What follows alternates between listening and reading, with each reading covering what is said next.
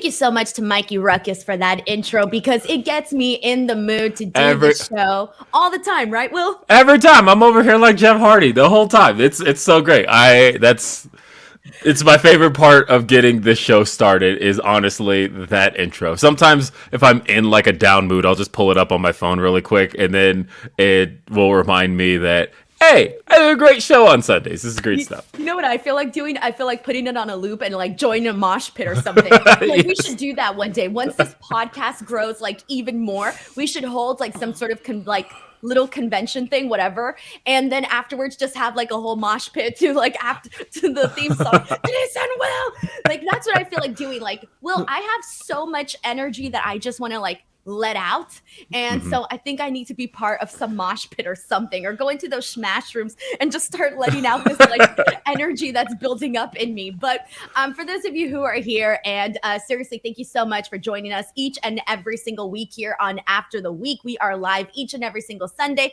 unless we have some random thing going on, then you guys will know about it. But we are here on Sundays for After the Week. And Will, how are you doing, man? I'm doing great.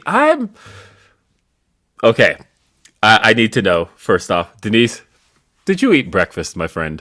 Yes, I did. And I hate to sound like a person who does the exact same thing, but I ended up having another sausage McMuffin today. I can't help it. I really like sausage McMuffins. And so I had one this morning because, well, I actually woke up with a pretty good amount of time today. I was sitting here like 15 minutes before you got here, Will. So I just want to put that out there and let people know that I was up bright and early, ready to go. So for me, because my daughter currently, and sorry if you hear noise in the background at any point, folks, but guess what? My daughter's having a sleepover right now. She's got a friend over, and girls can get kind of loud with that stuff. They were up till 1 a.m., but they actually got up super early. They wanted breakfast, and so we make breakfast. We listen to music, and like it's fun. Like when I talk about the fact that I make breakfast on Sundays, it's a party in my kitchen, and we always play music, and then it's fun. It's good, and so I'm just in a good mood right now. How many friends does she have over for this? Just one. It's just one. Okay. I was about to say that requires a lot of energy. It does, but honestly, this particular friend, and not to dog on my daughter's other friends, but this particular friend is the good one, right? They're we always all have the good friend, Will. All of us. As a female, I know this. Like back in the day in high school, it was like you had that one good friend that your parents liked, and everybody else was kind of a little bit of a bad influence. Yeah, no, so in general, my daughter's friends, they can squabble, right? They can get in tiffs, and then I have to like play problem solver, all of that other stuff. But guess what? With this particular friend, they get along. They know exactly what movie they want to watch. There's no debates. There's no arguments. I don't have to come in and be like, okay, so listen, I'm picking the movie just because I don't want to hear y'all squabble anymore. And they're good. There's no like she said this, they said that. It's great. Oh God, parenting life, y'all. Well, we live two different lives, man. We live two different lives. Yes, we do. And look, and I've been living this life for a really long time. People that don't know, I was a young parent, right? My daughter was born when I was 23. So being 35 right now means that I'm coming up on having a 12-year-old. I don't know the life some of you young people live because I've been a parent most of my 20s and all of my 30s. So I sleep in. I only care about me. It's great, Will. But for those of you who are, whether you're parents or not parents, I kind of like it though, because we get a little bit of I think some people can relate to you or to me, depending on whatever your situation is. But either way, we love coming on here and talking about wrestling, especially this week, which was kind of absolutely nuts again. I feel like 2023 came in and was just very competitive against 2022 and was like, if you thought you were shit, wait till you see what I'm going to bring to the wrestling world this 2023. Also, guys, this week did that, by the way. Just this week was insane. I've been so stressed this entire week, Will. I kind of got to the point where yesterday I wanted nothing to do with wrestling. I didn't want to know anything about wrestling. I didn't care. I just wanted to live an entirely different life for a day. And I didn't actually. I worked until 5:30.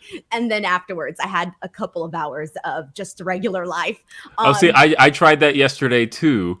And I was like, you know what? I'm going to go into a different world. I'm going to try to watch football. But of course, football, the main game everybody's talking about was, of course, the LA Chargers versus the Jacksonville Jaguars. And every AEW wrestler was at that Jaguars game. And so I couldn't even like post about the Jaguars game without, of course, people turning it into wrestling and bringing it back around to wrestling. And the Jaguars posted a video of Darby Allin like beating up these Chargers fans, and I think they post the same video every time because I saw the same video last week. I think it's their go-to, like whoever the social media person's like, okay, this is the video that's going to work. I'm just going to change the team's, little image and whatnot. That was crazy because, okay, so I was leaving the house to go have dinner with some friends, and my husband was watching that game. And when I saw the score, it was like 31, and I don't know, I forgot what the score was, like 31. It would have been it was 27-0. 27-0. Okay, 27-0 was when I saw then. And I'm looking at that and I'm thinking, damn, they're getting squashed. Like, holy shit. And so I left to go have dinner, and I came back, and my husband picked us up because at the restaurant we went to, there's no parking. And so he picked us up and he told me something. And I'm like, wait, what? The Jaguars won? And he told me like about the comeback and everything. And I'm thinking, what the hell? When I left, I was thinking they're done, they're out, that's it for this game. And then there was a whole comeback that happened over my dinner. Yeah, the building got deflated. They were like, we're done, we're out. It was nice while it lasted, all of that. And then, man, the energy in that building. I feel bad for anybody who left who were like, all right, let's beat traffic, all of that, because that was not the time to do so. That was an awesome comeback. But yeah, all the AEW wrestlers were in like one skybox. Claudio posted, I didn't understand this, but Claudio posted this. That was his first football game, period. And so he got to see live. Yeah, that was the first football game he had ever attended. And he and Adam Cole had a picture together because it was nice to have. I can see it because sometimes, certain, I know a lot of people that haven't been to any football games at all. And me, I've only been to like 2 or 3 because it depends also like on who your team is and whether or not they come to your town. Like obviously, my husband roots for the New York Jets, and they're hardly ever out here. The time that they were out here twice, it was during COVID, and so nobody could even go to the game. But I had only been to one game in San Diego when they played, I think it was the Chargers back when they were in San Diego or something. And then afterwards, we flew to New York and saw them there. But they don't come here often, so we don't get to see them. So I feel like depending on people's circumstances and whatever it is, I could see why.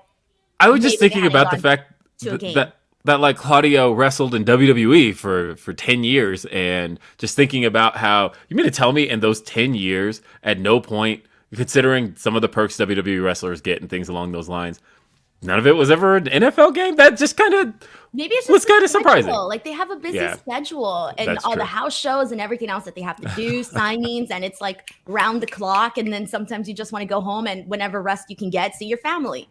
Yeah, I can see why it would be his first game. I could see that. It just surprised me to hear that it was Claudio Castagnoli's first football game. All right, well, we got a couple of super chats to get into, and then we're going to go ahead and pick our very best and our worst and all of that normal stuff that we normally do here on the show, the whole purpose of the show. But if you do want to go ahead and at any point and send in a super chat, ask any questions or whatever the situation is, feel free to send them in. They help support the show a whole lot. And even if you don't watch live, I have officially enabled the super thanks button. So if you watch on replay and you're like, oh man, you know what? I want to help support Denise and Will. You can always also donate in the super thanks button. But let's go ahead and kick things off with Orion Ben 666, who says, checking out playoff football, but had to leave you and Will with my worst of the week. Can wrestling fans grow up about women in hardcore matches? Dang. Look, I'm going to start off with this. Now, Will, I didn't get to watch this match. I only watched the table botch that went wrong and all of that. That's the only thing I've seen from this match. Because I had to. Weren't you there? I was good. Well, oh my God, I don't think I could ever do Dark, Dynamite, another dark match, and Rampage all in one sitting again. It was just too long. And then on top of that, I had to leave to make it on time for this show. And so I thought that Rampage was going to start at like, 7:05, maybe 7:10. Nah, it started way later than that. And by that point, I had to leave. I had to go. So I had to leave after the House of Black match. I wasn't going to make it back here on time to start this show. And I pushed it till midnight Eastern time. And I wasn't going to start after midnight Eastern time. So I had to leave after that. So I didn't get to watch that match. So what is going on? What is the criticism? Besides, I obviously know the criticism with the botch. I can only imagine. Yeah. And the worst part is that I think I talked to, I'm not going to say who I talked to because it'll narrow it down. But I will say that just thinking about what happened in that specific move, I think people are analyzing it the wrong way because they're like, oh, well, Anna just completely hit the ground. Did she? Or does Willow Nightingale's rear hit the ground first? Yeah, but either way, does it hit the table first? And in her hitting the table first, does that make Anna not have the initial impact? Rewatch that spot and just kind of consider that before you start tagging wrestlers and making them feel like shit for the way moves went. Just maybe. But anyway, the thing that people are really down on is just Ruby Soho bleeding in general. And they don't want her to bleed? They don't want women to bleed. Like, pretty much yeah, well, remember last year? That's how it is. Yeah, well, when there was the Ty J versus Penelope and Bunny match where WWE themselves put out a statement about the mutilation of women in matches. And of course, look, it's WWE fans. It's been a long time since WWE has regularly done blood. Really, oh my God, it's been 14 years because 2009 was really like the last year that they were doing that. And so there's a whole generation of fans that this is a new concept to because AEW reintroduced it to kind of the limelight of professional wrestling. And so there's a lot of people who don't want to see it from men at all, even though, as I continue to try and tell people, blood in professional wrestling is definitely visually gruesome. But it's a lot safer than a high spot. Like, when you look at those two things, when you're weighing, like, Reg even posted yesterday. Reg had posted something about, I hope Anna Jay is okay after that spot. And people in the comments were like, Anna Jay, look at Ruby Soho. She's really bloody. And it's like, yeah, that's blood in professional wrestling. That's a laceration. That's it.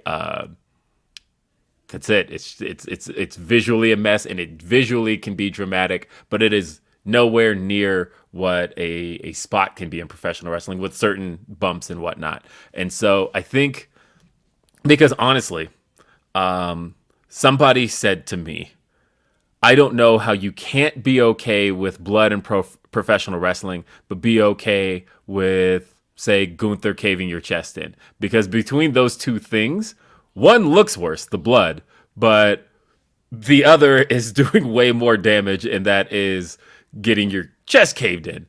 And so, long story short, the thing people are upset about, of course, is just seeing a woman with blood all over her face. And I've seen some criticism that, why would you go that far on a match that's just happening on Rampage? As if, like, you can't have that both ways. You can't say that Rampage they don't care about Rampage and they never do anything important on it. But then when they do something important on it, you go, why would you do that on Rampage? You either want them to or not. And then on the other side of that, this has been a long-standing feud. Ty Conti and Ruby Soho have literally been feuding since June. That feud started back in Blood and Guts, right? That was where Ty Mello interfered. I guess she was Ty Conti at the time. But Ty Mello interfered in the match. Ruby Soho attempted to stop her. And a week or 2 weeks later, you had the heel turn from Anna Jay. And Then at All Out, you had Ruby Soho have her face broken. Literally, this has been a long-standing feud, probably one of the longest-standing feuds that's happened in the women's division. And so, of course, you're going to have like a big, bloody street fight payoff. I actually really like the match as well, and I thought that when you get to tell that story of somebody who's been through a bloody war, that's again one of my favorite visuals in professional wrestling. That's the visual that made Stone Cold Steve Austin. That's the visual that made Triple H. That's the visual that made Dustin Rhodes just to get AEW started. And so to me, why can't women have that visual as well? I feel like you can't ask for equality in the divisions, but then get squeamish about women wanting to do the things the men get to do. Well, so there's a lot in this one, and you can go multiple directions because there's a lot to kind of unpack here. And the first thing is, I have noticed, and speaking as a female, as a woman myself, every single day of my life in a male dominated world is absolutely hell. Okay. And it is hell. And I have noticed this nonstop. It has gotten to the point where I have noticed how much there is a lot of hatred in this community towards women. And I see it everywhere. I see it everywhere. And I know a lot of people are going to not like hearing this, but when you are a person that is seeing it constantly, I see, like when I post clips about some of the female wrestlers and some of the things that they say, the comments that I'm reading, it is baffling to me to see what people are saying. It goes as far as to say, like, I'm not going to mention, the female wrestler that I had posted clips of, talking about in a scrum, but I'm pretty sure you guys can figure out who it is. But they were calling this person a whore. She was a whore. She's not loyal. She's a traitor. She's a whore. She's awful. How come they this and this and that? And the way that people talk about women, it is astonishing to see that. And sometimes I'm looking at this and I see the footage, I see the clip, and then I see the reactions that garners from certain people. And I'm thinking to myself, who are you? Are you not a part of society? Do you not go to the store? Do you not walk outside and interact with other women? And it is one of the most craziest things that I have seen. And, I've been like looking more into this. I've been reading articles about how certain things that women do irritate men. And it is crazy. So going into this, I'm not surprised at all. We all saw, the previous criticism that the last street fight got, but it is one of those things too that it's interesting because I also sometimes see praise. Sometimes people will choose to praise it, like if a woman bleeds, but then sometimes they'll be completely against it. And I'm thinking to myself, like, why is that? It also depends on whether or not these people like the women. They judge things differently in terms of if you like a woman, oh, it's cool. She can do whatever you want. But if you don't like a woman and she does something different, or she does the exact same thing that woman you liked did, but because she did it, you don't like it. And that's what I've been noticing also with like the matches and whatnot. So that is, point blank, that's the start of it. It's just people that want to be harder on women. Okay. Now, the other argument that you mentioned about why would you do it on Rampage and this and that and this and that. This has been a long-standing feud. Unfortunately, because there was that big pause with Ruby Soho being out, it doesn't really feel that way. But if you trim all of that and you see all of the highlights of this feud, you would understand why they went about it that direction. And they showed that, by the way. They had a video package beforehand. Right. And the other thing too is that I wanted to get at here with this is, you got to understand, what's the one thing, Will, that we're always talking about in regards to AEW? Limited spots, limited TV time, limited moments for people. This could be your time in a story, and next thing you know, you won't be a part of something in a while. And that's even more so for, it's for everybody, but obviously you can talk about it with the women too. And so why wouldn't you take this opportunity that you have in the main event of a show? Why wouldn't you take the opportunity to go all the way with it and do what you want to do? So that's like my thought process here. You may not get that time. You might not get a main event opportunity down the road for a long time. So why not take that opportunity right now to basically, have people, talking and this and that. But it is true. I think there is a lot of double standards in not just in wrestling, but throughout everything. There's a lot of double standards, and we see it constantly. I see it in absolutely everything. Everything. Okay, so we got a couple more. So we got a bunch of super chats on this, and I can only imagine this is a hot topic. Andrew A says, "Am I the only one who didn't care that Mercedes didn't show up? I was expecting her to show up, but when she didn't, I wasn't butthurt like most people. It's not AEW's fault that they didn't deliver." Okay, so I don't totally agree here, and this is where this one's a little bit more complicated, where I feel like you have to break things down a little bit more. I do not like the way that they kind of promoted it as this mystery partner, and I think that should have probably, how do I say this? Things should have been maybe sharpened a little bit better so that people wouldn't jump to conclusions, and so that we wouldn't be thinking, oh, this is definitely something, because almost everybody was completely positive that we were going to see Mercedes Monè in AEW. Okay, there were signs everywhere, there were things that were being said, and so for me, like, it didn't ruin the show by any means, but it did kind of go like, why'd you guys build it the way that you did? It could have just been reformatted, I think, a lot better to tell the story that they wanted to tell, instead of putting them in a position where you basically open them up to that criticism of the fans going like, what the fuck? Why didn't we get Mercedes Monè? I think more than anything, the thing that they could have done that would have changed it all was they put no confidence behind the pick of Toni Storm. That's more than anything. Could you imagine if there had been a segment, Saraya in the ring, something along those lines, and, you know, kind of hot on a microphone says, I've made my decision, and my decision is going to be Toni Storm. Like, really sell the idea that Toni Storm, and have commentary go, yeah, Toni Storm, she's the partner, blah, blah, blah. They didn't do that, right? They had this quick backstage segment where the three of them were sitting there awkwardly, Shida, Toni Storm, and Saraya says, and I pick you. And then they zoom in on Renee's face, and she's like, really? And you have Shida looking upset about the whole thing. They put no confidence behind that pick. Now, it's starting to seem clear that they're about to turn Toni Storm heel. And that's what I'm thinking the motivation behind that was. But the fact that there was no confidence behind that gave fans no confidence behind that. So everybody was convinced something else is happening. There's some kind of shenanigans. Right. And I think ultimately that is on them. They needed to put confidence behind what they were doing on TV. But the fact that they left so much in doubt, I think, does ultimately fall on them. Now, I'm not exactly convinced that they didn't think at some point that she could be the partner. And only because of when it was announced, the thing Tony said in my interview with Tony, and where he said it, you know, talk about that in January kind of thing. Something tells me, and again, I don't know this as fact, but I feel like what we ended up with was not what they were intending to start with. We got a super chat here from Anime Otaku 2, who says, between Adam Cole's return and this game, there were 2 AEW adjacent excuses to use the call an ambulance, but not for me GIF in 1 week. Thank you so much, Anime Otaku 2, for sending in this super chat. And then, okay, we got a couple, so let me just find them here. This is from C, who says, for some reason on Twitter, there's a thing of infantilizing women wrestlers when it comes to blood.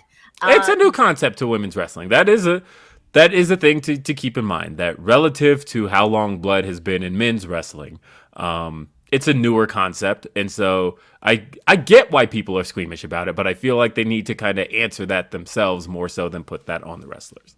Yeah, I think you need to. Here's the thing.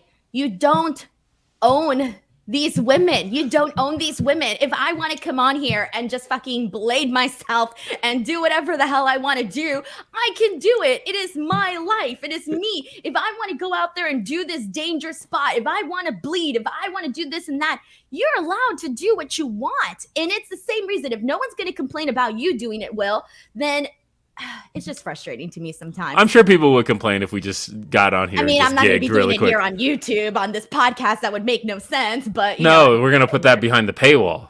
You got to subscribe for that one. But anyways, yeah, it's a whole thing. We got Wubaka, who sends in a super chat, who says, WWE fans, give us back the Attitude Era. Also, WWE fans, why the pretty ladies get bloody? Oh man. You know what? And this is also not every single person is not like this. So even though like we're talking about this, it's not to say that, 99.9% of the community feels this way. It's always the small minority that tends to scream the loudest sometimes. Yeah. And it feels, and then what's worse too, and this is also something that I've noticed, Will, and I don't know how you feel about this. What's the number one thing we're always seeing on Twitter is mob mentality.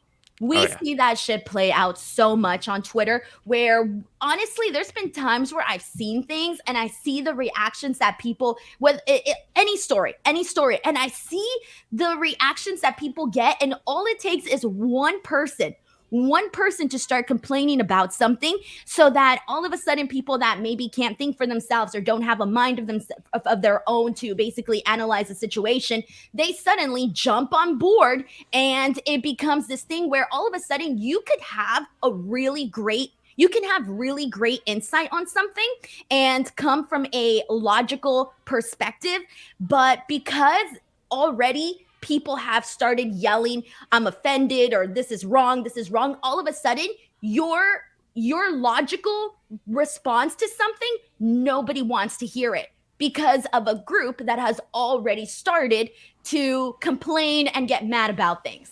Yes. I just had that happen last week. I don't even want to get into it, but it did happen literally last week on a point I made that I explained, that's explained thoroughly in the point. Didn't matter.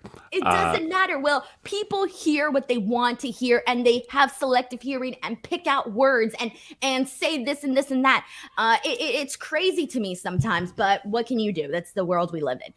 Uriel Lindero sends in a super chat saying, "Dudes, I took my youngest daughter to the show, and she absolutely loved the street fight, blood and all. It was unbelievable. Live people, get over it." Thank you so much to Uriel for sending this. Of course, I grew up with blood in professional wrestling, so I've seen it since I was a kid, and it's not a thing that like really bothers me. So, but I get it. I get that. Look, it's been 14 years of WWE not having it, and so that's a generation of fans who are shocked at the visual. I get it. I really do. I get why people are.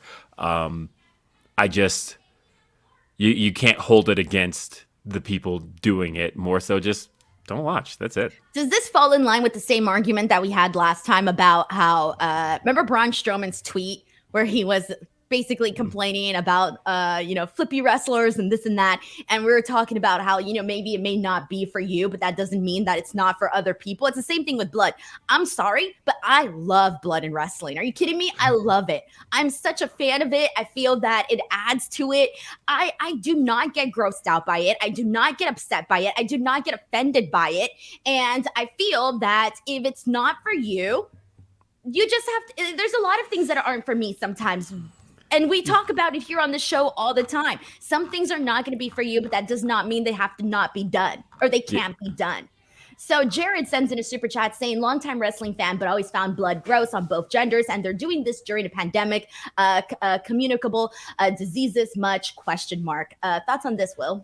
Yep. So again, talk to a professional wrestler about this. And because the one thing they'll tell you is, it's professional wrestling. Granted, while you're not directly having like, never mind, not going to go there. But what I was going to say, are you going to say sex? Yes, but I will say, you are in close quarters. I read it in your face. I was like, yeah, you are in close quarters with an individual. You are performing simulated combat with somebody, even if you're not intentionally going to bleed. There is a good chance that somebody is going to bleed on you in some way, shape, or form. You're exchanging bodily sweat. You're exchanging all of these things. And professional wrestling is about, in that case, and Samoa Joe talked about this many, many years ago. But you entering into a ring in any situation where you're not well, where you do have a communicable disease, you shouldn't enter that ring, period, because you're going to exchange it through just the act of professional wrestling, period. And so again, I think in the age of, again, we're talking about a pandemic. shouldn't be wrestling somebody with COVID, whether you're bleeding on them or not, because at the end of the day, you're going to exchange it with that person. I don't think that makes as much of a difference as you might think it is, simply based on the fact that, again, it's pro wrestling. You might bleed anyway. You might strike somebody in the nose. They're going to bleed all over you, right? You might accidentally cut somebody's arm. That we see this kind of stuff happen all the time. It literally just happened to Bianca Belair in an exchange with Alexa Bliss, where she was literally bleeding on her chin. Sometimes you bleed accidentally. Again, in pro wrestling, that is something that they are extremely cognizant of when it comes to communicable diseases, and whether or not it's blood, whether or not it's sweat, whether or not it's coughing, anything along those lines, it's just something that kind of comes with the nature of the beast. Agreed. I mean, you can see like a bone break on TV and be like, and that shit's gross too. But what can you do? You know, C sends in a super chat saying they didn't say it with Becky Lynch either. Again, picking and choosing is definitely something that I've noticed as well. That one wasn't intentional, so I can't necessarily make that full comparison, but it was a badass moment for Becky that defined a lot of that run. Wubaka sends in a super chat saying, Denise perfectly describing how I felt the last 5 years as a girl dad. Keep preaching. Thank you so much, Wubaka. I also really am happy that girl dad became a thing, because I absolutely love hearing men be proud about their daughters. I love it. Yeah, no. I don't want to get emotional on the show, but I love it. Are you kidding me? Look, I've had a daughter for the last nearly 12 years, and I don't know. It's fun. It's fun. Like I don't know, but I have a son as well, so I get to have the balance. I know the best of both worlds, because I have friends who have all girls and are just like, God damn it, I just want to like try raising a boy just to see the balance of what that's like. And I know people who have had all boys who are like, I just want to try raising a girl. But hey, when you got the balance, what are you gonna do? Yeah. Thank you so much to Wubaka. No more kids for this guy, though. Super chat. Really? You're done? Come on, Will. Another one. I had a vasectomy. I can't have more kids. Did you just give a scoop, or was this already known? Some people knew that. So most people, I think, knew that, because I don't know. Regardless, I can't have more kids. I don't want more kids. This is not gonna happen. So when your kids are 18, move out of the house, you're still gonna be. How are you gonna keep your like dad mode thing going? I don't know. Hopefully, you're still gonna be a dad, but I'm saying you're not gonna be a dad full time. Yeah, we'll go there. We'll see how I feel when I get there. But I know at the moment I didn't want to raise any more babies. I was done with all of that, and so I'm happy with 2 kids I have. Okay. Shelton Jackson. By the way, I'm always the person that anytime people say they're done having kids, I'm like, nah, have another one. Come on, have another one. I love kids and I love babies, but I love when other people have them. Like, I'm not a kid hater. I hate when people are like, oh, I hate kids. I'm like you weren't a kid. Calm the F down, bruh. Kids are funny as fuck. All right. Sheldon Jackson sends in a super chat saying, I just hate the double standard. Men bleed. It's awesome. It added to the match. Women bleed. It's too much. And it took away from the match. They're trained professionals. Sit back and be entertained. I agree with Sheldon Jackson completely on this. Andrew A sends in a super chat saying disrespectful men never had their mother's love. I've always wondered this, you know, like even if you don't have a daughter or a girlfriend, do you not have a sister, an auntie, a grandma, a neighbor, someone that you might have loved that was a female? And I'm just saying this for the people that are like really anti-women. Okay. Connecting people through wrestling says, good morning to you, Will and Denise. Shida turning soon. I will hand this over to our Shida expert. Oh, yeah, absolutely. I mean, that's the weird thing is that, you know, I said earlier that I feel like Toni might be turning, but also it feels more so like Shida's turning. The seeds are more planted for Shida, but I think that's going to backfire in the sense that I think AEW fans have this loyalty to their originals, and I think that if you put a heel Shida up against a babyface Toni, the fans are going to pick Shida. And that's so what we're seeing with Britt Baker and Jamie Hayter already. Yeah, and so we see that a lot already. Fans have loyalty to the ones that they feel that they brought to the table. And so I think it's going to end ultimately with Toni Storm having to be the heel and Shida being just more of a justified badass in it all when she ultimately reveals that she's been against her the whole time. Also, thank you so much to Connecting People Through Wrestling, says Denise, spitting so many truths, loving this. Thank you so much. We haven't even gotten into our top 3, but we'll get there. Devil Kazuya 27 says, was that Braun's best match? Question marks. The Green Bay boots were nice. They were really nice. And it was a really good match that he had with Gunther. I really enjoyed it. I really did. Thank you so much to Devil Kazuya for sending this in as well. And we have another super chat from Mubaka who says, you ever notice how it's a problem when women wrestlers bleed but not female MMA fighters? Question mark. Well, I think it also goes with the whole thing about, wrestling being predetermined and obviously not the same situation with MMA and, different fan bases and whatnot. Do you have any thoughts on this, Will? I mean, I think it's just the visual people aren't used to. That's really what I think it ultimately is. In MMA, you expect people to bleed. You expect people to bleed in a fight. And again, it's just women's wrestling in general. When you think about the evolutions, women's wrestling is made since 2015. And then thinking about how, blood hasn't been in WWE since 2009. I think that, again, it's just going to take some adjustment. But the cool thing is, ultimately, and this is why I strive not to be entirely negative. That's the reason why this show does 3 positives and 1 negative. Because ultimately, negative takes don't stand the test of time. All of this stuff we're talking about will not stand the test of time. Ultimately, wrestling fans in general are inherently nostalgic. And every time... there's stuff that I sat through that I'm like, that was fucking awful. What are you talking about? And I see people on social media. I see it on YouTube. You got a lot of heat for that tweet. I was Jinder Mahal. Wait, what is happening? I know, but that's wrestling fans, right? That they get nostalgic for the stuff that they saw when they were younger. And in general, the negative takes tend to just kind of disappear, right? TNA was one of the most hated promotions around. You look at from 2005 till 2013, and there was a general feeling of, oh, they've got some good stuff here, but for the most part, people talked about it as the promotion that's squandering all their opportunities. This stuff sucks, this sucks, this sucks. But you look at it now, people forgot about the stuff that sucks and simply look back at Prime TNA as, dang, we had some good times there, didn't we? But they did have a really good stuff there. They did, but the overall general feeling was, and this show will never be it. That was the feeling back then. And so now that I see that, I recognize, and I've experienced it during the Attitude Era. During the Attitude Era, I was a fan of everything, right? But my dad would walk in the room and go, this stuff's not as good as the stuff in the 80s. And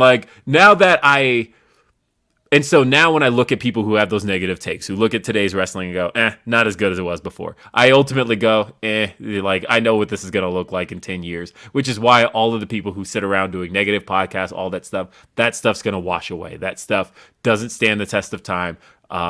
It's the positive takes that hold up. And so all of these criticisms and things like that, none of this is going to hold up. People are going to look up in 10 years and go, dang, remember that Ruby Soho match where she got super bloody? That was a badass moment for her. All of these arguments and stuff, they're going to blow in the wind.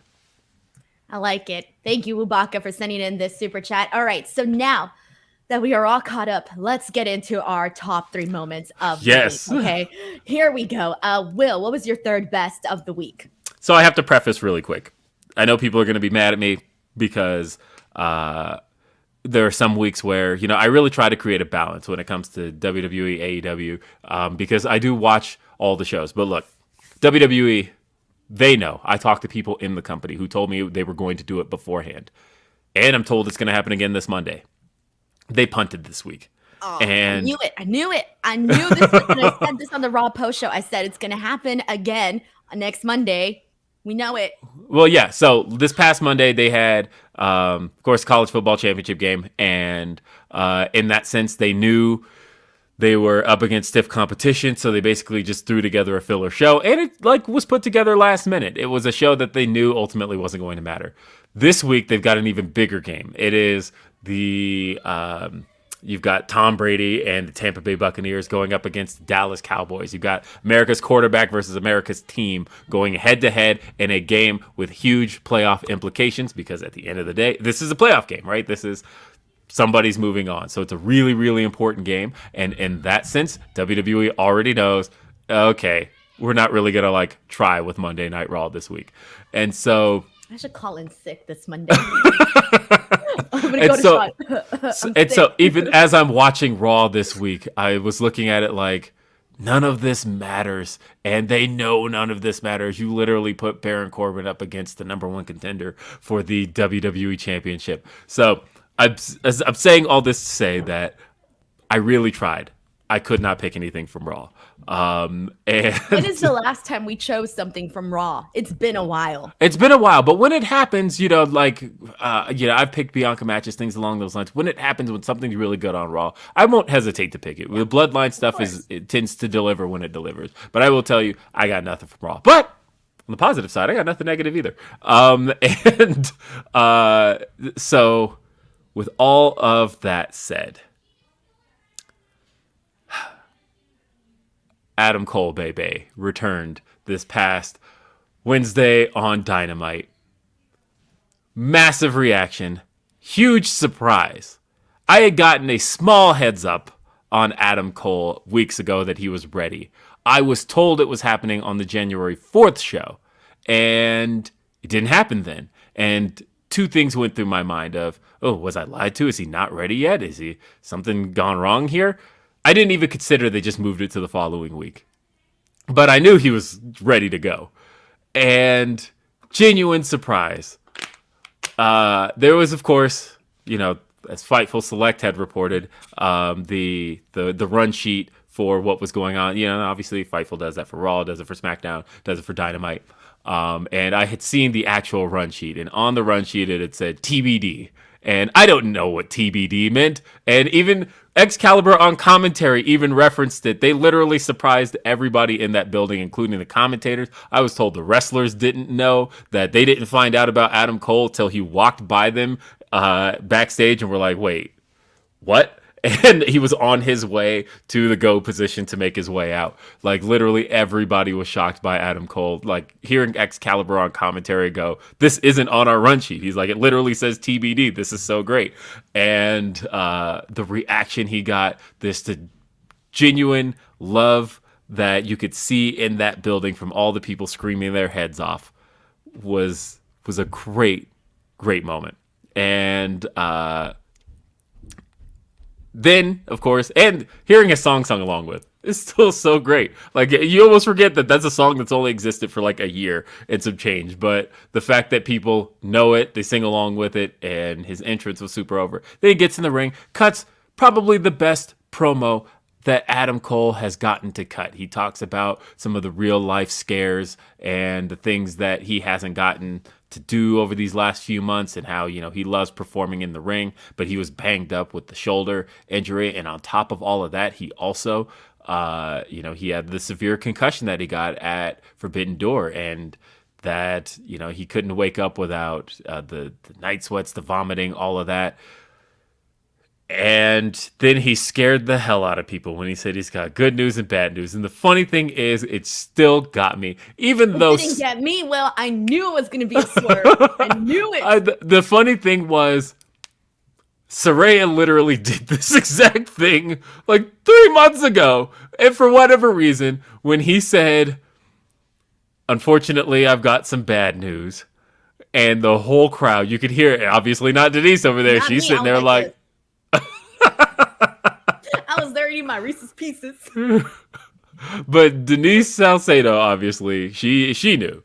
Everybody else, you could hear the boos and people like giving an, oh no, don't. Like, even if he was gonna say, I didn't think he was gonna say like my career's over. I thought he was gonna say something like, I'm still not cleared, but I'm working on it, kind of thing. You are not gonna bring him out on this show to be like, hey, this is a great moment. I'm back now. I'm gonna suck all the energy out of this room. There was no way that was gonna happen. I don't know, but look, when he said, I've got some bad news for everyone in that locker room, because Adam Cole is back, baby, and I'm coming for everything, I got really excited, because the thing I got most excited about is think about Adam Cole. I was first introduced to Adam Cole as a member of the Kingdom and Ring of Honor. And then, of course, he joined the Bullet Club. And after he joined the Bullet Club, he, of course, left Ring of Honor and New Japan, went to NXT. He formed the Undisputed Era. And after the Undisputed Era, he had a solo run, but he was feuding with Undisputed Era members. And then he jumps to AEW, joins the Elite. And then he forms the Undisputed Elite. I said all that to say that everything Adam Cole has been tied to a group. At every single point I've known Adam Cole, he's been tied to a group. And so this was the first time I got excited about the prospect of Adam Cole's not tied to any of that right now. The Elite are doing their thing right now. You could tie into the Kingdom, but because they are in AEW, but you don't have to. Kyle O'Reilly is injured. Hoping to see him back eventually, but we know that that's a long-term injury for him. Bobby Fish is not in the company anymore. You could actually do something with Adam Cole not tied to any of that stuff. And I would love to see what Adam Cole brings to the table as simply Adam Cole, nothing else. And this was the first time I felt that. I felt like I don't have to see that. I don't have to see Adam Cole feuding with other members of anything. This was great. I loved every piece of this. Wonderful stuff. Happy to see Adam Cole back. We got a super chat here from Thomas Aredia who says, are you going to WrestleMania? Can I please meet you? If you do, you're my favorite. Thank you, Thomas, for this very lovely super chat. And yes, I will be at WrestleMania. Will, are you coming to WrestleMania? I am coming to WrestleMania. Oh, okay. So yes, we will definitely be there. Thank you so much to Tomas for sending in this super chat. Okay, so now it is my turn for my third best of the week here. And why are you laughing, Will? Because you totally gave away what one of your picks is, but that's okay. All right. I didn't say anything. Don't be jumping to conclusions, Will. Okay. All right. Well, my third best of the week is, I know a lot of people sometimes complain on this show that, we only talk about WWE and AEW and this and that and this and that. So, and I'm going to be real. Like, I get to watch Impact Wrestling. I only watch their pay-per-views, but I only get to watch them now. I used to cover them all the time for Fightful, but when they did the schedule change, it really messed things up because, now they're on Fridays and that's the day that I do SmackDown and Rampage. And so I had to stop doing that. And, but anyways, I did make sure. I don't understand Fridays as a I hate it. day for pay-per-views, by the way. Hate it. I really hate it. And I mean, I don't know I don't think everybody hates it, but I know I hate it. But with that being said, I made sure to go out of my way to watch the Full Metal Mayhem match between Bully Ray and Josh Alexander for the Impact World Championship. So with that being said, I ended up picking this match as my third best of the week because for some reason, like even though at first I was like, man, I can't believe, I was not happy with the way that Bully Ray was like brought in and that he was going to be Josh Alexander's next opponent. And I remember complaining about that. And you're talking about how things get outdated, negative opinions get outdated. I enjoyed this match a whole lot. And I also want to, shout out Scott D'Amore here for a second because I'm glad because Josh Alexander and, all the matches that I've seen of his have been freaking brilliant. And he's a very good in-ring storyteller on top of that. And here's the thing, like you tend to see him in certain types of matches, right? And I didn't want to see that with Bully Ray and Josh Alexander. Like I knew Josh Alexander and him would still have a pretty good match, but that's not the match that I wanted to see. So even though, like, I'm so glad that they went about making this stipulation for it. And I ended up watching it. It opened up the show. And dude, it was pretty freaking entertaining because they made a really good mixture of incorporating all the stories in terms of they brought in Tommy Dreamer. They swerved that Tommy Dreamer was like, with Josh Alexander. Then he wasn't with Josh Alexander. He was, with Bully Ray. And then Bully Ray ends up putting him through a table. So they did this whole little back and forth with that. And then they brought in, they zip tied Josh Alexander to the ropes. And so he's pretty much like stuck there. And then his wife comes in. She throws herself in front of Josh Alexander to stop Bully Ray from hitting him with the trash can. And, they do this whole back and forth here that ends with Josh Alexander's wife basically getting him with the low blow. And so it was just a good mixture of story, but also keeping the element of violence that they had in there. So it was fun to see Josh Alexander in this type of match. And there was a lot of good moments, like the thumbtack spot. There was a moment too, where they had a clear view of, obviously Josh, is bald. So you could see the thumbtack right into his skull. And it was just like his head and the one thumbtack right in his skull. So it was this incredible visual of seeing that. And even the finish, having Josh Alexander submit Bully Ray, I thought that was pretty cool. That no matter what, even though they had all of these weapons in here, he still got him to submit. There was all these things that I really enjoyed in this match that I thought made for a really fun match. The only thing I will say is this about Impact is they need to please work on that camera work, man. It drives me nuts. They do a lot of like this, where the head is chopped off You know, I hate that. It really bothers me. I mean, that was like one of the first things you're taught in school when it comes to framing up a camera shot, right? Is A lot of this where like instead of having the person centered, they're like all the way over here and they're like this. That was the one thing where I was like, God damn it, you're ruining this match for me. For some reason, it was more noticeable this show than some of their previous shows. Some of their previous shows, it really wasn't noticeable at all. But for some reason, I noticed it a lot more on this particular show. And also, they were like sold out in that building that they were at. Light the crowd up, man. They had so many people there. Light them up. Light them up. All right, so there you go. That was the reason they don't light them up is because that's not every show, and so they don't want there to be like a huge visual difference between like, hey, we sold this show out, but this one has like 10 people, and so in order to people here at my show, I'm lighting them up. All right, I know, yeah, but they do showed up. They do it for consistency, though. They want to make sure that I get it. That's why their shows always look the same. In terms of you'll never know if there's 10 people or 1,000 people. Right. But when there's 1,000 people, light them up. All right. I agree. Will, it is now time for your second best of the week. Kevin Owens and Sami Zayn. It was everything I hoped it was going to be as a main event. These two obviously always deliver together. You think about Battleground 2016 and that being, honestly, the way that match was promoted as like, oh, this could possibly be the final time we see Kevin Owens versus Sami Zayn, and this could end up being, the cap off to this feud, this rivalry. And go figure, they've had like 100 matches against each other since then. But again, these are two guys. Like honestly, go figure. The worst match these two have ever had against each other was like the WrestleMania match. But other than that, these two, like, you put them together and they make magic with each other. They did it in Ring of Honor. They've done it in PWG. They did it in NXT. They've done it in... Did they have a match in NXT against each other? I don't think so, because Sami got injured, actually. But they did it on the main roster back in the early days of them being on the main roster. These guys continued to deliver with each other, and I thought they put on an extraordinary main event with some excellent storytelling. The story going on with the bloodline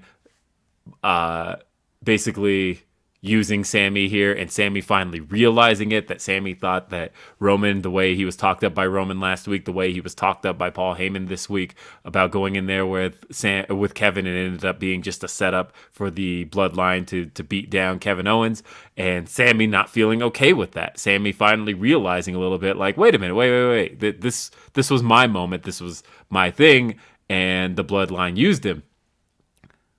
I actually even like the disqualification finish because really neither of them need to lose right now. But they did need to deliver a solid, hard-hitting match, and they did that.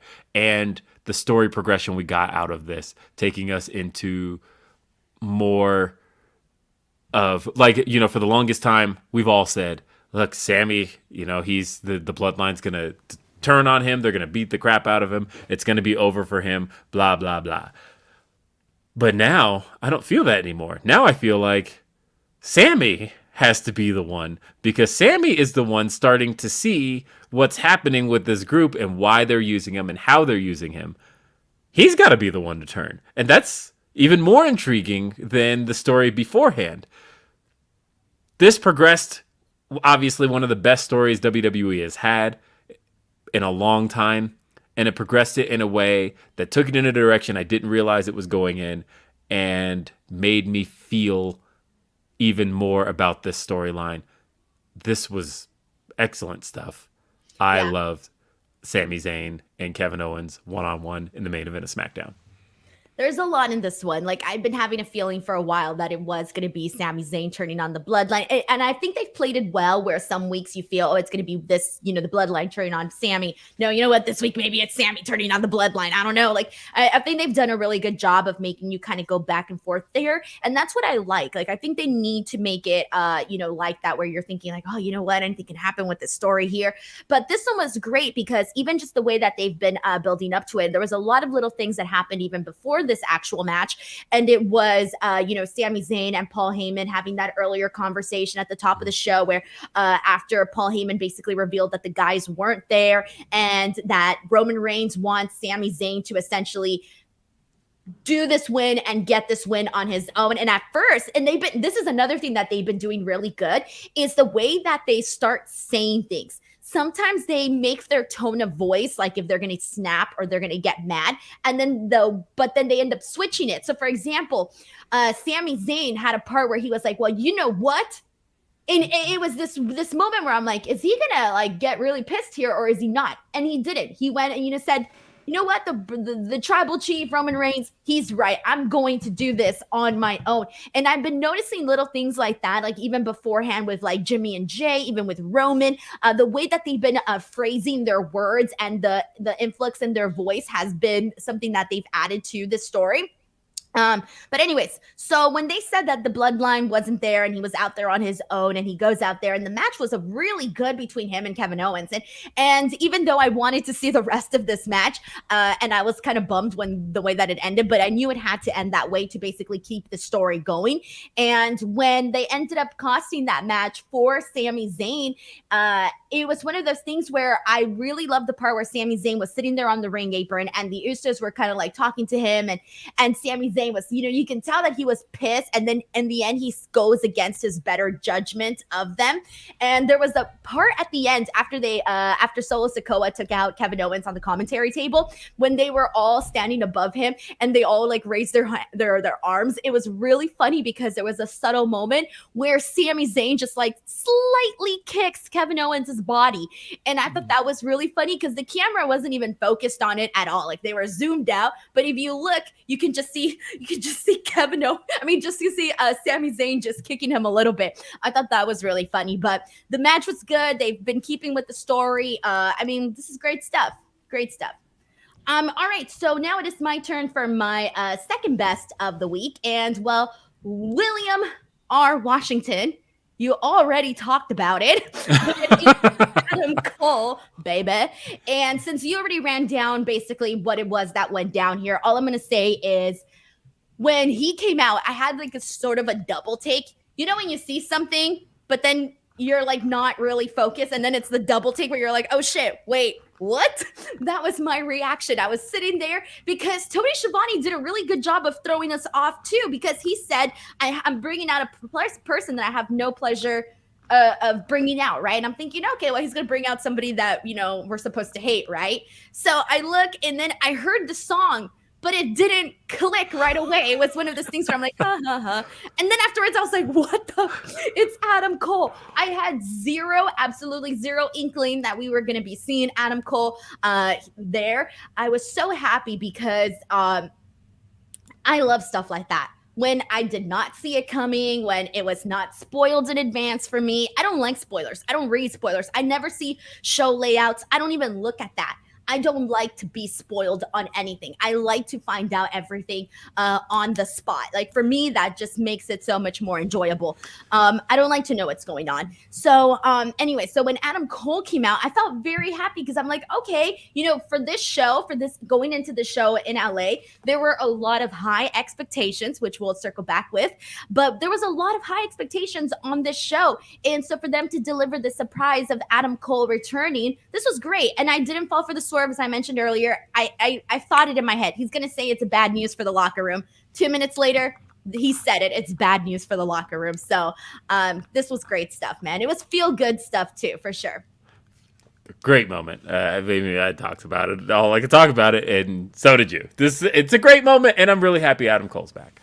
Alrighty, and before we move on to our worst of the week, I just want to go ahead and let you guys know, if you're new here, if this is your first time watching the show, please, we go live each and every single Sunday at this exact same time.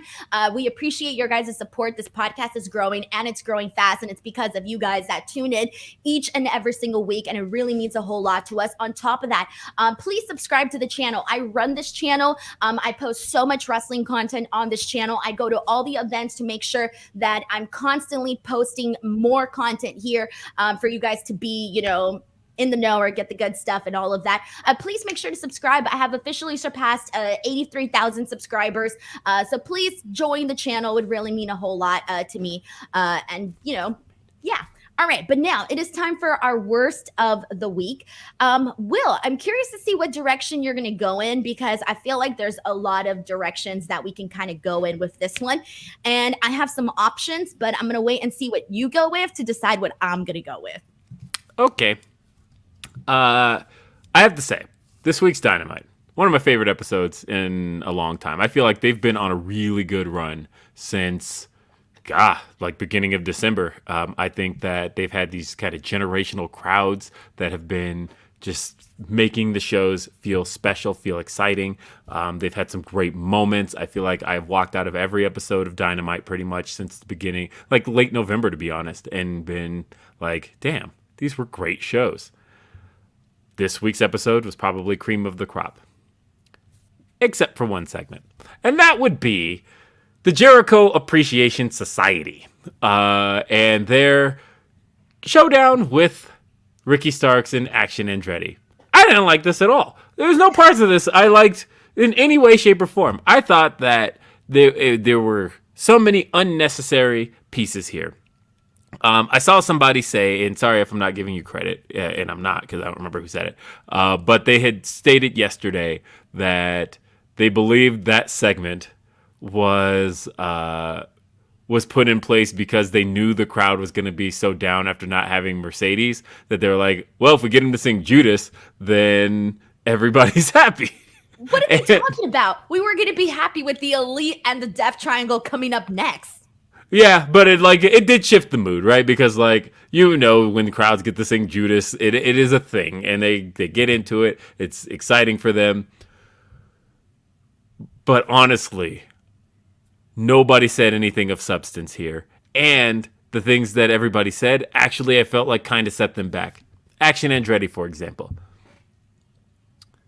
The digs on Ty Mello. Sorry, I got to get used to that. Ty Mello. Why? I didn't understand any of that. I didn't understand. I saw people had issues with that. I didn't have an issue with that. It was just him trying to get under Sammy's skin. It's a very easy way to go, and if you're gonna want to insult a man, what do? You insult his wife, right? Like that's sure. But it felt very much like too much into that one. It felt very much like the Dan Lambert and Jericho stuff, and I still have like a bad taste in my mouth from all of that. I think that one was worse. The Dan Lambert stuff, that was bad. That was bad. I didn't feel I feel like it's all like Chris Jericho and just his like style. So I didn't like that. And then I also I felt like I think Ricky is a solid mic worker, but something wasn't hitting here in terms of everything he had to say. The other thing here was there was also a massive screw up here. It wasn't massive, is mostly minor, but one little quick swap would have changed how this segment was received, simply because they ran the card down for next week's Dynamite before this segment. And when they ran down the card, it had Jake Hager versus Ricky Starks in the card they ran down. Yes. You guys didn't see that. Yeah, I didn't see that. Right. But they had already shown that we got this match, right? So then they always do that with Jericho segments. Have you noticed? Remember last time, I think it was with Moxley or something. I forgot what we were dealing with, but they swapped it. Okay, whatever. Yeah, but either way, Ricky Starks issues a challenge to Jake Hager, but we've already seen that the match was made. And like Excalibur tries to cover for it on commentary, and Excalibur is like, well, Ricky, before the segment, actually went to Tony Khan and already asked for it, and so the match is already signed, but Jake Hager doesn't know that. And so, like, Jake Hager's just, like, not watching the programming. Either way, I just didn't like absolutely nobody. He asked how many friends in the Jericho Appreciation Society, and not one person was like, hey, bro, you're going to be in a match with Ricky. Yeah, like, honestly, it just needed to go the other direction. It was literally, if they had just put the match card rundown after this, I think it wouldn't have seemed as awkward. But watching on TV and seeing Ricky Starks challenging a guy for a match that we just already saw is confirmed for next week, I think made this just feel like a completely off, weird segment that I was not into. Alrighty, and here was my whole thought process during this was, and I said this on my post show, the second, because my whole reasoning for really looking forward to this show was the main event. That's all I cared about on the show. Really, that was the thing that I was there for. And so I obviously know what segments are still planned for the show. And I'm looking at my clock and I'm thinking, there's 35 minutes left. We still got this to do. We still got this to do. How much time is that going to leave us for the main event? And that's literally what I'm trying to work through my head. So when we got this Jericho Appreciation Society, Ricky Starks, Action Andretti situation, I was more so pissed that they were taking time away from this main event. That, you know how many extra spots we could have gotten with that time? Are you kidding me? So that was my whole thing. That's why I didn't like this at all. Was, man, we didn't need this on the show today. Did we really absolutely need it? No, we didn't. No, especially because, and I felt that same way. That was another point I was going to make, was that because I had already felt like, okay, we know what Ricky Starks is doing next week. We're good. Like, that's all I needed. I'm happy. And it makes sense. It progresses the feud with Jericho. We can just move on. And so, yeah, this felt like a redundant waste of time that took away from a match I was really looking forward to in Game 7. Agreed. All right, we got a super chat here from Devil Kazuya 27 who says, Jazz was my worst of the week. It felt like a filler. My friend, it was filler. Thank you so much for sending in this super chat as well. Okay, and let me just catch up here. We got another super chat from Uriel Landeros who says, bad take of the week. I dug the Jericho Appreciation Society segment because it was perfect filler. Gave us enough time to rush my kid to the baño before the main event. Will, do you know what the baño is? Yes, I do know what the baño is. And you know what, though? Reg was telling me he did the exact same thing because he took my advice. Reg told me that, because I had said, look, if you've never been to an AEW show, singing Judas and being a part of all of that, that is an experience. It very much is.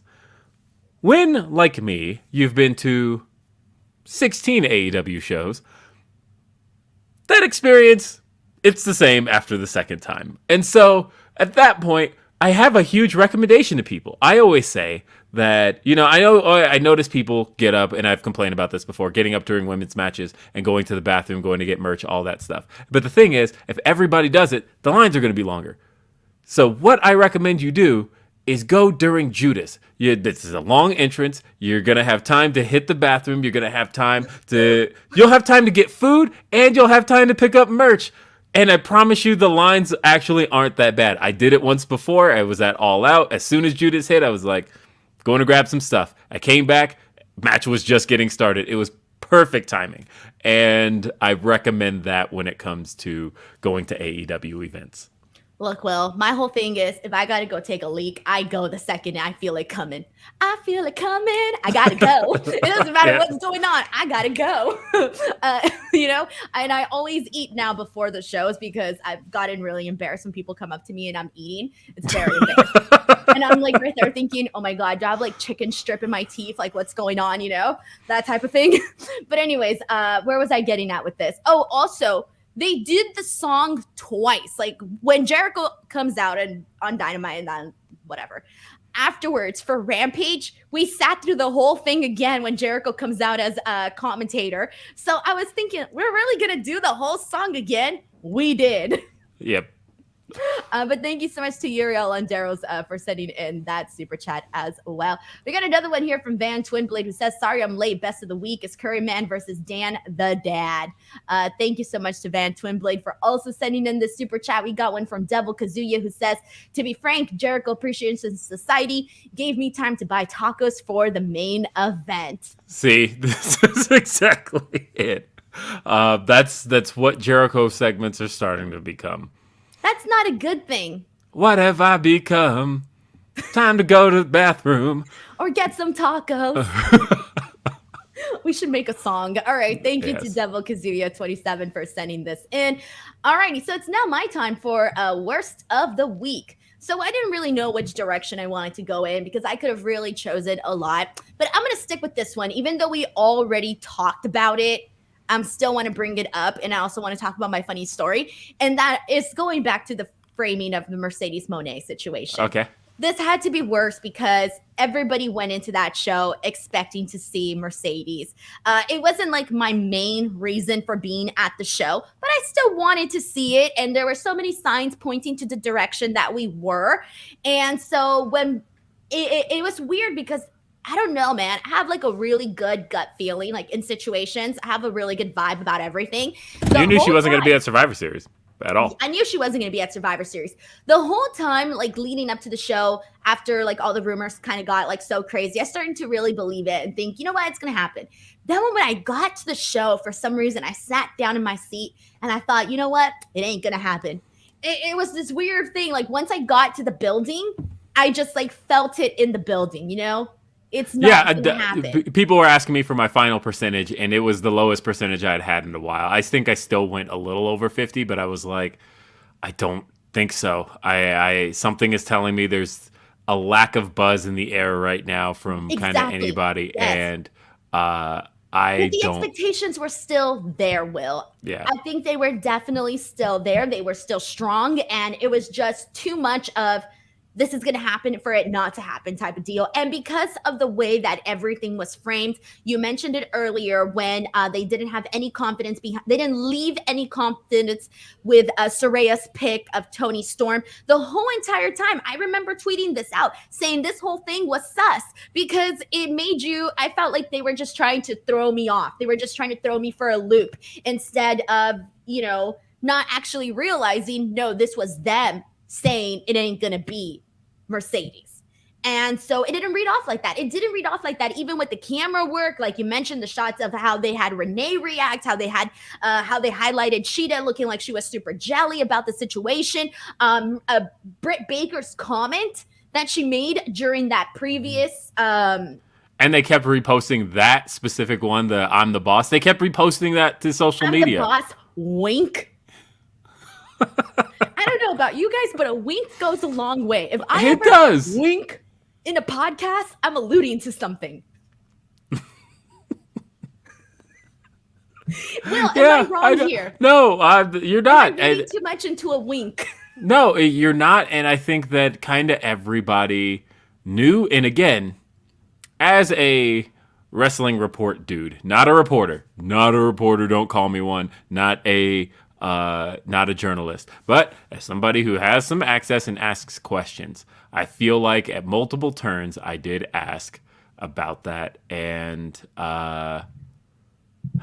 suppose I didn't ask Toni enough. That's the thing I feel like I didn't do, but I asked. So fine then, going back to your interview with Tony Khan, his answer, basically you read in between the lines of, you know what, it is going to be Mercedes. Going back now, do you think you maybe read that wrong? See, that's tough because, again, everybody was talking about January. And everybody was talking about Mercedes' contract being up in January. When we got the answer of it probably, paraphrasing here, but when he said that probably shouldn't talk about that till January. Of course, knowing that those are the dates everybody's associating with each other. And again, he is somebody very online. I feel like something was known at that time. I don't know. But either way, I agree with you that this should be here simply because of the fact that expectations weren't managed. And people were disappointed in that arena. You could, I've seen the clips posted of those lights going out after. I love that though. That was freaking savage by Toni. That was so savage. I loved it actually. But okay, I didn't want to cut you off because earlier you said you had spoken to some people and based on their reactions, you thought. Yeah, well, no, all the reactions were basically. I was either no sold or told I don't know, and so a lot of people were, but nobody was telling me. I suppose I got like one, like, I don't think it's her. And that was kind of late in the week when I started to really adjust my percentage when I'm like, I don't know. They're not really setting people up any longer to feel like there could be some answers to the mystery. But honestly, I wouldn't have set up a mystery to begin with. Everything about this was really uncharacteristic of AEW. They've never set up a women's match 5 weeks in advance, let alone one with the mystery.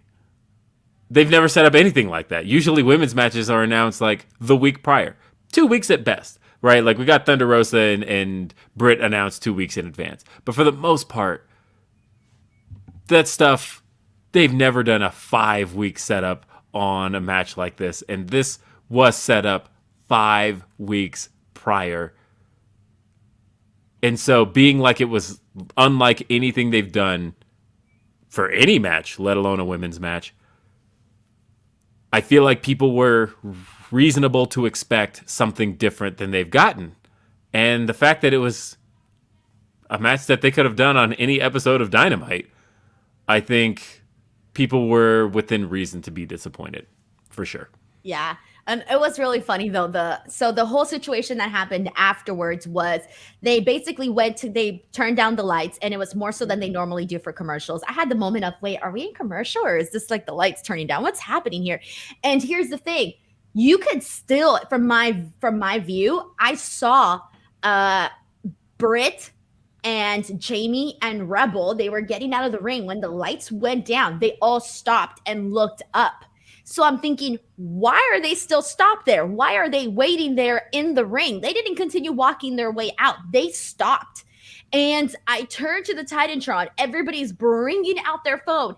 And then the Rampage logo for the upcoming match comes. I can't even tell you what match they're promoting, because it was one of those things where I was like, fucking Rampage. It was so funny. So they wanted fans to think like, oh yeah, this is it. Someone's going to come out. And then nothing happened. And everybody just started booing. It was great. It was so funny. But that's where we were at with that. Okay. What did you have done, Will? How'd that happen when you were in the crowd? Oh, and I do have one more question for you. Mm-hmm. Are we still expecting to see Sasha Banks in AEW at a later date? I think it's unavoidable. I think that the fact that we already have Forbidden Door 2 confirmed, whether or not she comes to AEW or whether or not she comes as a representative of New Japan, how can you do Forbidden Door 2 without a star that is literally headlining the next New Japan show? I think it would be crazy to put on another New Japan versus AEW show and not have her there. It wouldn't even make sense. Okay. Alrighty, and now it's time for our best of the week, and let's get into it. Do we have the same number one this week, do you think? If it's the match that came after this, yes. Yes. Wait, hold on. Let me wait. Blink twice if it's the match that I think you're talking about. Okay. Hold on. Ready? Let's make a call back. Okay. So, with that being said, our number one, yes, match 7. Okay, match 7. Making sure. The Death Triangle versus the Elite and the Escalera de la Muerte match here to crown the brand new Trios champs. And once again, Trios champs. Oh my God, I just said tramps. Champs. Trios champs. For AEW here in match 7 in LA with the Elite. Thoughts on this, Will? Why was this your number one? So I want to start off by saying, honorable mention, by the way. Had I known that Denise had Adam Cole in her picks, I probably would have actually gone with, for my number 3, Bryan Danielson versus Konosuke Takeshita. I thought they were. I thought you were gonna pick them. That's why I even put it in. Like I put the picture because I had a feeling you were gonna put it. Yeah, because that match was excellent. I really wanted to give Adam Cole his due, but again, Denise had it in hers, so he did get his due. I was not going to change my top 3 because of you, Will. So, and that's the thing is, we pick ours individually, but this match here was the perfect way to cap off what was an excellent series in the best of 7, and the story of, we're tied up in pinfalls. Now it's just a matter of ascending to the top and retrieving the gold. I was concerned about time when I looked at the clock because of the fact that, there's only going to be so much here. And they made the best of that time. They pretty much were like, all right, we're going to do what we got with 15 minutes. And with those 15 minutes, they went out there and just killed each other. there was so much great action here. My favorite spot in the match was specifically the spot where there's the two tables on the outside, and Pac is leaning on one of the tables, and Kenny goes to do his dive to the outside, and Pac moves, and Kenny just splats through that table, destroys that table. It looks so great. But Pac, in moving out of the way, moves in front of the other table, where then Matt Jackson hits him through the table with a dive. Looked great. They continued to tell the story with the hammers. They continued to tell the story that Death Triangle is going to do everything they can to win. But by the end of it, you had a triumphant Elite. I can't believe Kenny Omega did this and that match with Will Ospreay last week, all in the span of 7 days. This man is having an insane year already, and we're 2 weeks into it. If you count December, this man has really been having an insane year. And we're just getting started. But again, I thought the Bucks really got to show what the Bucks do best out there. One of the things I like that this feud has really done is adjust with the crowds, because the Elite are clearly supposed to be the baby faces in this scenario. Obviously, it's Death Triangle that cheats. But in the Chicago match, they knew that they weren't going to have the Chicago crowd behind them. They were going to be CM Punk fans there. And so the Elite worked heel in that match. And in this scenario, there were a lot of Death Triangle fans. And so I feel like the Elite, still being the baby faces, worked in a way to encourage the fans to cheer, but also got them behind them. I love the way they adjust. And, of course, Kenny, in the end, hitting that one-winged angel on Rey Fenix off the setup ladder, and then getting his knees up for the Black Arrow from Pac, and then ascending to the top of the ladder. I thought the ascension was a little bit slow, but ultimately he does grab the belts. We have our winners. The Elite are your new Trios champions. Why did you love this so much? You were there in person. What was that atmosphere like? Bro, let me tell you something. I had been waiting for this match since the second they announced it, and I saw that, there was the possibility. I mean, I already knew that they had to go to match 7 the second they announced it. And when I figured like, oh, I'm going to be at that show, the second I found out, I was so stoked. I've just been waiting for it. So the entire time, like that, like I mentioned earlier, that was the reason why I was most excited for the show. And again, I could have had this match. I mean, everybody was chanting "fight forever," literally. I mean, they had already at this point been fighting forever. And I don't know, they're just waiting for the video game to come out because it's been delayed so long. So, for me, it was one of those things where it was really cool to see that. I'm so glad you pointed out the whole thing about, the Los Angeles crowd, because we were going to be rooting for the Death Triangle. It was one of those situations where I think people just love both teams and they were just excited to see a great match. And all of the spots, they felt very big. They felt exciting. The energy was definitely there for this match in particular. Like, this to me was definitely the peak of the show, where you just had a very nice connection between what was happening in the ring and what was going on with the fans and all of that. Also, I do want to point out, because we did have Ken Jeong in the crowd, as well as Freddie Prinze Jr. And I saw Ken Jeong during this match. He was marking the hell out. You should have seen him. He was like banging on the on the barricade. He was so excited about it, and I thought it was kind of funny just to kind of see a little bit of their reactions too during this match. But what can I say, man? It delivered. It was a nice, happy ending to this best of 7 series, and now it's going to be however long until we see this match again. And I feel like I enjoyed this ride, man. I enjoyed all the matches. They all felt distinctively different, and that's honestly the best that I could ask for this series. I thought they did a phenomenal job with this. Agreed. We got a super chat here from Mr. CJ Lilly, who says, "Hey Denise and Will, at this pond, I'd add at this pond or." I think he probably meant point. Yeah, okay. Hey, Denise and Will, at this point, I'd add an extra pick. If your best is the same as you've picked the same thing 3 times in a row, Alexa is face of evil. That one's for you, Will. That one's for you. But here's the thing, and this is my rule of thumb, all right? My channel's called Instincts Culture, man.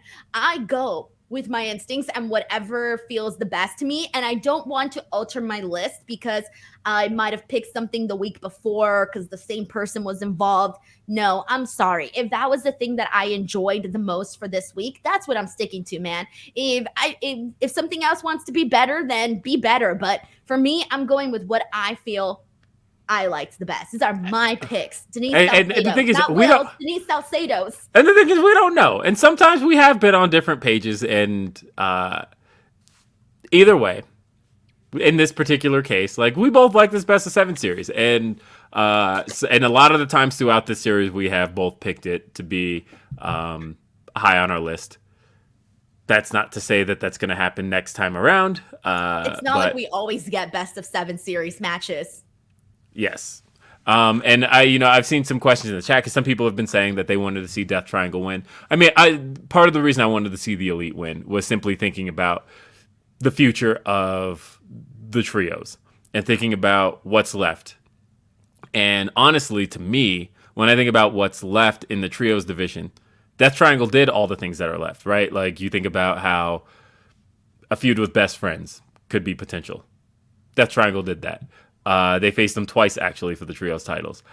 Feud with House of Black. Death Triangle had a seriously really long feud with House of Black that stretched 2 pay-per-views with Revolution and Double or Nothing. And at Double or Nothing we saw that was when Julia Hart joined House of Black. But we've seen that. It didn't have the trios titles involved, but we saw it for quite a long time. And so the stuff we haven't seen yet involves the Elite. Like, I do want to see House of Black versus the Elite.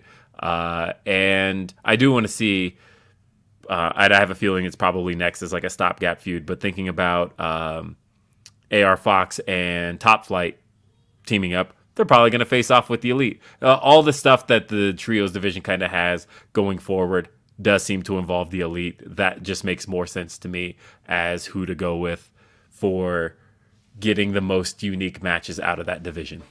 It had to be the Elite. It just had to be. That was the direction that they had planned. And maybe they took a detour to get there, but they got there.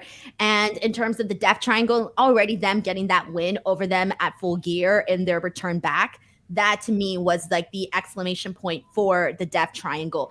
And I feel like that's why they did this entire body of work, was to just continue further elevating the Death Triangle. But it had to be the Elite winning this. We all knew down at the end what the outcome was going to be. Matt James sends in a super chat saying, I was looking forward to this match. I feel like giving it such a short run time and around 7 minutes of commercial interference took some steam away. You guys got 7 minutes of commercial during this match? I don't think it was 7 minutes, but we did get a commercial break during the match, yes. Damn. All right. See, maybe like I got to watch the whole thing through, and so many matches you can tell when they're in commercial. And this time, if you were to tell me like, hey, Denise, what point in this match were they in commercial? I'd be like, I don't know, because they kept it going the whole time through. Like there wasn't an obvious point where you're like, oh, they're in commercial right now. They didn't have that for this match. At least I didn't feel like they did. And if they did, I felt freaking entertained throughout the entire thing. But thank you so much to Matt James. And I do understand with that, because there have been certain matches that for me have taken away a little bit of steam too, given the commercials. But what can we do, right? Thank you, though, for that super chat as well. Alrighty. And there you go. That was our 3 best and our 1 worst of the week. Guys, I want to thank you guys so much all the time for tuning into the show. We will be back once again next week. And Will, before we go, let the people know where they can find you. William RBR. That's on my Twitter and my Instagram and pretty much everywhere else. I feel like I've been having some thoughts about posting more to my Instagram and sharing more of my video content there. So follow me on Instagram. I've been kind of working on some clips and stuff, trying to get on my Denise Salcedo level, I guess. And everybody's trying to get on that Denise Salcedo level. I've been thinking I need to do more with my Instagram, especially because like that's the only place CM Punk seems to be posting anymore. So Instagram, clearly the place to be. But I'm also on Twitter a bunch, so follow me there as well. Alrighty, for me, just subscribe to this channel, guys. There's tons of content being posted. I've officially opened up YouTube memberships. One of the things that I'm doing for this month here is if you are a member of the YouTube channel, you will be automatically included into a Royal Rumble pool for both the men's and the women's Royal Rumble. And the winner of whoever wins the pool for the men's Rumble and whoever wins for the women's Rumble will be getting a free WWE shop gift card if that's anything interesting to you, or you just want to play and have some fun, that's what's going on. I'm also constantly updating episodes of the Wrestling Rewind. I've been going back and rewatching every single WrestleMania. Will and I did an episode together coming up for WrestleMania 17 and 18. That'll be dropping later on. But I do got every like episode coming up. So if you want to watch those, if that's something you're interested in, you're a fan of nostalgia, just want some extra podcasts, you are more than welcome to become a YouTube member. On top of that, I just posted a brand new video, an AEW All Elite crate unboxing video ahead of Revolution. Those videos are always so much fun to do. Please check that one out as well if you want different type of content. I'm constantly thinking of different things to put up here on the channel. So yeah, check those out. And until next time, I'm Denise Salcedo. This is Will Washington, and we'll see you next time.